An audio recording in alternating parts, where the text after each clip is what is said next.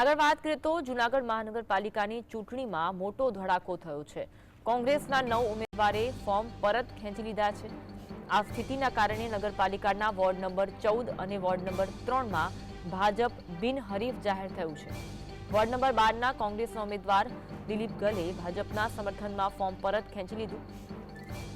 ચૂંટણી પહેલા જ ભાજપની 8 બેઠક પર જીત થઈ। કોંગ્રેસમાં મોટું ભંગાણ થતા દોડધામ જેવી સ્થિતિ સર્જાઈ છે।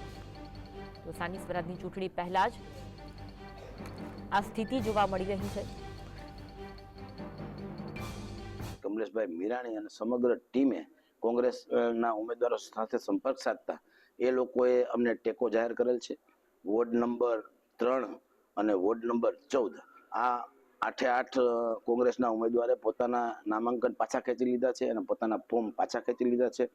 વોર્ડ નંબર 12 માંથી દિલીપભાઈ ગલે ભારતીય જનતા પાર્ટીના સમર્થનમાં એમણે પોતાનું ફોર્મ ખેંચેલ છે, એટલે 2 વોર્ડ બિનહરીફ થયા છે અને વોર્ડ નંબર 12માં અમને સમર્થન મળેલ છે।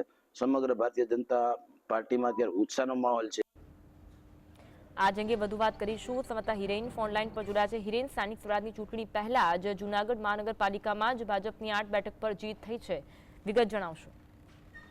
અમે ચોક્કસ જણાવી દઉં કે જૂનાગઢ મહાનગરપાલિકાની ચૂંટણીના પડઘમ વાગી ચૂક્યા છે, ત્યારે મતદાન યોજાય તે પહેલા જ ભાજપનો 8 બેઠક પર વિજય થઈ ગયો છે અને કોંગ્રેસમાં મોટું ભંગાણ થયું છે।